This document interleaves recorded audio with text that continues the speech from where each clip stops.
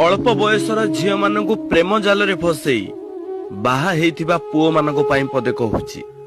ସଂସାର ବିଷୟରେ କିଛି ଜାଣିନଥିବା ଝିଅ ଖାସ୍ ତମକୁ ବିଶ୍ୱାସ କରି ନିଜ ପରିବାରକୁ ଅଲଗା କରି ତମ ପରିବାର ସହିତ ମିଶିବାର ପ୍ରୟାସ କରିଥାଏ।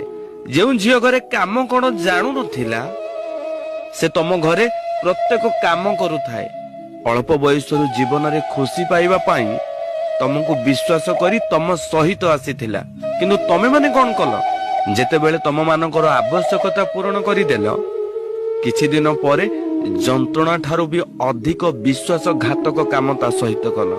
ଆରେ ଝିଅଟି ଅଳ୍ପ ବୟସରୁ ଯେଉଁ ସମୟରେ ସେ ଖୁସିରେ ବୁଲିବା କଥା ସେ ସମୟରେ ତମେ ତା ହାତରେ ଛୁଆ ଧରେଇ ଦେଲ। ନିଜର ସୁନ୍ଦରତାକୁ ଭୁଲି ନିଜ ପିଲାର ଲାଳନ ପାଳନ କରିବା ସମୟରେ ତମେ ମାନେ ଅନ୍ୟ ଝିଅ ମାନଙ୍କ ସହିତ ଡାରେନାରେ କଲ। କାହାକୁ ବିଶ୍ୱାସ କରି ଆସିଥିଲା? ଆରେ ତା ବାପା ମାଙ୍କୁ ତ୍ୟାଗ କରି ତମ ମାନଙ୍କ ହାତ ଧରିଥିଲା କିଛି ଦିନ ଖୁସିରେ ରହିବା ପାଇଁ, କିନ୍ତୁ ତମେ ମାନେ ତା ସହିତ କଣ କରୁଛ? ନିଜ ମା ଭଉଣୀ କଥାରେ ପଡି ନିଜ ସ୍ତ୍ରୀକୁ ଗାଳି ସହିତ ମାଡ ବି ମାରୁଛ, ଯୌତୁକର ନିର୍ଯାତନା ଦଉଛ। କଣ ଭୁଲ କରିଥିଲା ସେ? ଆରେ ଅଳ୍ପ ବୟସ ହେଇଥିଲା, ତମେ ମାନେ ତାକୁ ଏତେ ବିଶ୍ୱାସ କଥା କହୁଥିଲ ଯେ ସେ ତମ ବିଶ୍ୱାସରେ ବିଷ ନ ଦେଇ ତା ବାପା ମାଙ୍କୁ ବିଷ ଦେଇ ତମ ପାଖକୁ ଆସିଥିଲା।